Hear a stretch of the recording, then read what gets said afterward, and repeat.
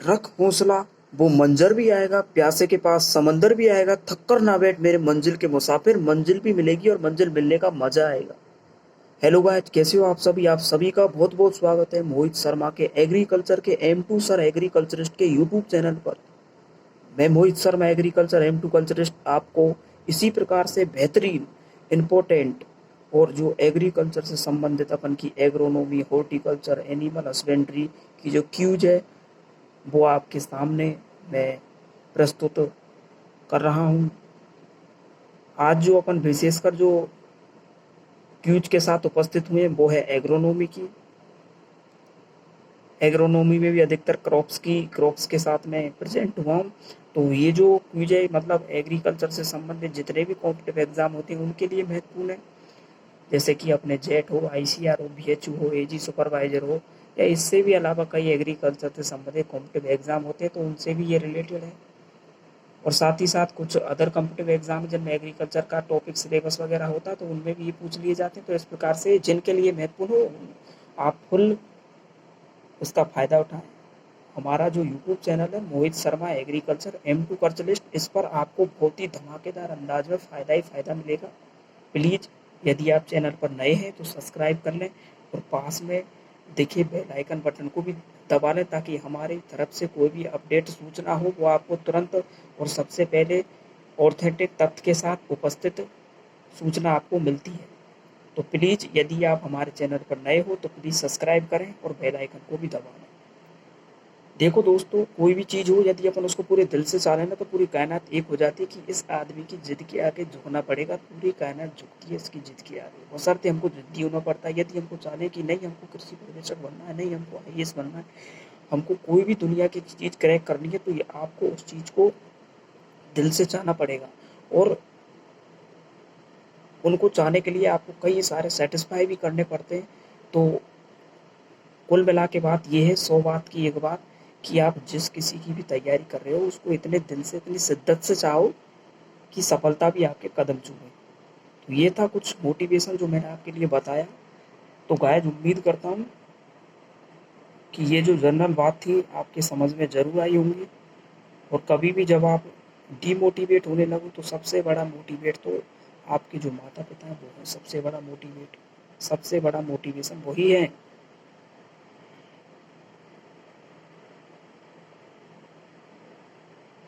और अधिकतर जो नेगेटिव लोग हैं, नेगेटिव लोगों से क्या है कि यदि आपको लग रहा है कि नेगेटिव लोग हैं तो नेगेटिव लोगों से आप दूर रहें।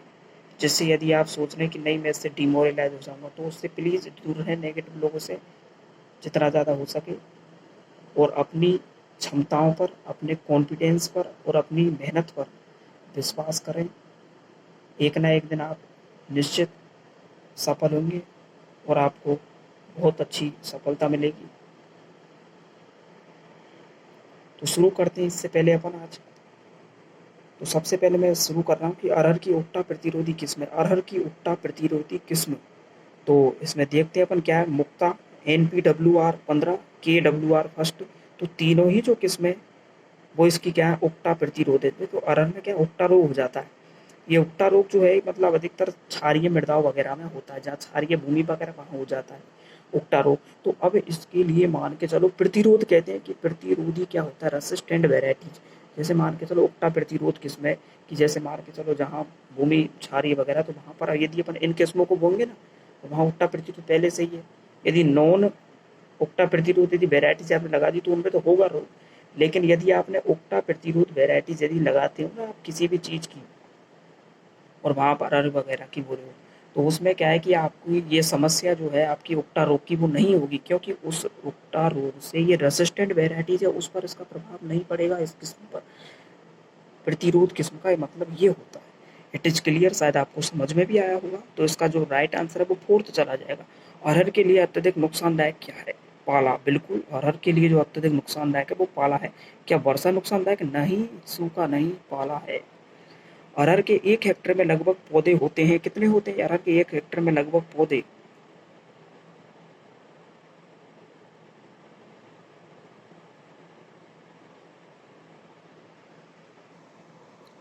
हेलो दोस्तों, फसल का हार्वेस्ट इंडेक्स सबसे कम होता है, कितना होता है? सबसे कम अरहर का होता है। अरहर का उत्पत्ति स्थान अफ्रीका। अरहर के लिए कौन सी मृदा उपयुक्त है? तो बलुई दोमट। जवाहर 45 में शीला किसकी प्रजाति है? तो मूंग की। मूंग की किस किस्म का नाम बताइए जो एक ही समय पर पकती है? PS10। वैसाखी निम्न में से किसकी किस्म है? तो वैसाखी जो है वो मूंग की किस्म है। उड़द की टाइप 9 जाति के खरीफ में पकने की अवधि है 70 से 80 दिन। पेराई रस निकालना शुरू करने के समय गन्ने में औसतन वृक्ष की जो मात्रा है वो होनी चाहिए 20%। गन्ने की पैड़ी के लिए उपयुक्त किस्म कौन सी है? तो CO 1148, CO 6806, CO 1158। ये चारों ही किस्म गन्ने की पैडी के लिए उपयुक्त किस्म मानी जाती हैं। गन्ने के रस में सुक्रोज का प्रतिशत होता है। कितना होता है सुक्रोज गन्ने के रस में? 12 से 24%। गन्ने के तने को पूरा बोने पर अंकुरन होगा या निचले हिस्से में होगा अंकुरन? जैसे मान के चलो गन्ने के तने को दी पर पूरा बोएंगे तो अंकुरन निचले हिस्से में होगा, बीच के हिस्से में होगा या ऊपरी हिस्से में होगा, या सभी जगह समान रूप से होगा? ऊपरी हिस्से में। निम्न में से कौन सी गन्ने की किस्म है? प्रभा। गन्ने की हेक्टेयर बीज दर है 3 आंख वाले टुकड़े की, तो 35 से 40,000। गन्ने को बोने से पहले एगलाल द्वारा बीज उपचारित करने पर किस को रोकथाम करते हैं? तो लाल विग्लन रोग को रोकथाम करते हैं एगलाल का, क्योंकि गन्ने में लाल विग्लन वगैरह जो रोग होता है ना, उसके लिए बीजोपचार कर लिया जाता है किससे? एगलाल द्वारा। तो लाल विग्लन रोग को रोकने के लिए। वृक्ष प्रतिशत गन्ने के रस में प्रदर्शित करता है। क्या करता है प्रदर्शित? रस में कुल मिले ठोस पदार्थ। एपिकल डोमिनेंस पाई जाती है। किसमें पाई जाती है एपिकल डोमिनेंस? गन्ने में। वैज्ञानिक CA बार्बर द्वारा किस फसल पर प्रजनन कार्य किया गया? गन्ने पर। गन्ने का वानस्पतिक नाम होता है सेकेरम ओपिसिनेरम। गन्ने के रस से प्रतिशत शक्कर प्राप्त होती है 10 से 11%। गन्ने की सिंचाई के लिए उपयुक्त विधि है कौन सी है उपयुक्त विधि? कूड़ विधि। निम्न में से किस यंत्र द्वारा गन्ने में कुल घुलनशील ठोस पदार्थ ज्ञात किया जाता है? रिफ्रैक्टोमीटर के द्वारा। शरदकालीन गन्ने की फसल अवधि कितनी होती है? 12 से 14 माह। भारतीय जो गन्ना अनुसंधान संस्थान है, भारतीय गन्ना अनुसंधान संस्थान कहाँ स्थित है? लखनऊ में। क्या SBI कोयम्बटूर तमिलनाडु में? हाँ SBI बैंक नहीं, SBI आप नहीं समझते। क्या SBI बताओ? Sugar cane breeding institute. गन्ना प्रजनन अनुसंधान गन्ना प्रजनन अनुसंधान संस्थान जो कि कहाँ पर है? कोयम्बटूर तमिलनाडु में। कानपुर में क्या है? IIPR भारतीय दलहन अनुसंधान संस्थान कानपुर उत्तर प्रदेश। लखनऊ में भारतीय गन्ना अनुसंधान संस्थान। तो ये मैंने आपके ऑप्शन क्लियर करे, ठीक है। देहरादून में अपना FRI और भी बहुत कुछ है। गन्ने में 6 से 8 सप्ताह पूर्व परिपक्वता लाने के लिए किस रसायन का उपयोग करते हैं? मान के चलो अपन को गन्ने में 6 से 8 सप्ताह पहले ही उसमें मैच्योरिटी लानी है, वो परिपक्व करना है, तो उसमें पॉलेरिस रसायन के द्वारा अपन उसमें कर सकते हैं। गन्ने में ब्रेक्स रेटिंग होती है, कितनी होती है ब्रेक्स रेटिंग? एरोबिंग की क्रिया गन्ने से संबंधित है। किससे एरोबिंग की क्रिया गन्ने से संबंधित है। निम्न में से कितने आंख वाले गन्ने के टुकड़े को बुवाई के लिए उपयुक्त है? तो एक आंख वाला जो गन्ने का टुकड़ा होता है ना, बुवाई के लिए क्या होता है? उपयुक्त होता है। भारत का कौन सा राज्य है जिसको शुगर बाउल कहा जाता है? तो उत्तर प्रदेश को। मूंगफली का जन्म स्थान ब्राजील है। क्या ब्राजील है? हाँ। भारत में उगाई जाने वाली समस्त तिलहनी फसलों में अकेले मूंगफली का क्षेत्रफल कितना? 40% है। इनकी भारत में जितनी मतलब एक साइड तो टोटल आप जितनी भी तिलहनी फसल है उनको उगा लो, और एक साइड में मूंगफली को उगा लो।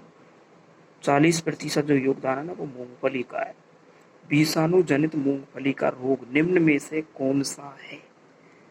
ये जड़ विगलन है, टिक्का रोग है, कॉलर रोट है, रोजेट जो है ये वायरस जनित रोग है मूंगफली का।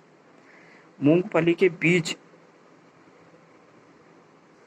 मूंगफली के बीज में सुसुप्तावस्था किस किस्म में पाई जाती है? मतलब मूंगफली की कई किस्म होती हैं, जैसे एक तो सीधी बढ़ने वाली अलग किस्म है, गुच्छेदार प्रजातियों की अलग किस्म है, फैलकर चलने वाली जातियों की अलग किस्म है। तो इसमें ये पूछा है कि मूंगफली के जो मतलब बीज होता है वो मतलब किस किस्म के बीज में जो सुसुप्तावस्था डोरमेंसी जो है वो पाई जाती है, किस किस्म में पाई जाती है? तो जो फैलकर चलने वाली मूंगफली की प्रजाति है ना उनमें पाई जाती है क्या? डोरमेंसी सुसुप्तावस्था। तो ये थे आज अपन क्या इकोनॉमी के क्वेश्चंस। इसी प्रकार मैं आपके सामने उपस्थित मिलता रहूँगा, किसी न किसी चीज़ के साथ प्रेजेंट होता रहूँगा। इसी प्रकार से क्विज के साथ आप थ्योरी को पढ़िए और ये जो वीडियो है क्वेश्चन की इसको देखिए, आपको कई हद तक मदद मिलने वाली है इसमें। यदि आप चैनल पर नए हो तो चैनल को सब्सक्राइब करें और बेल आइकन को भी दबाएं। इसी के साथ साथ मैं जो भी प्रीवियस ईयर के क्वेश्चंस हैं एग्रीकल्चर से संबंधित जितनी भी एग्जाम्स हुई हैं उनकी भी मैं आपको सॉल्यूशंस जो है वो उपलब्ध कराऊंगा। Thanks for watching video. जय जवान जय किसान। थैंक यू, धन्यवाद। जब टूटने लगे हौसले तो बस ये याद रखना, बिना मेहनत के हासिल तक तो ताज नहीं होते। ढूंढ लेना अपनी मंजिल अंधेरों में, जुगनू कभी रोशनी के मोहताज नहीं होते।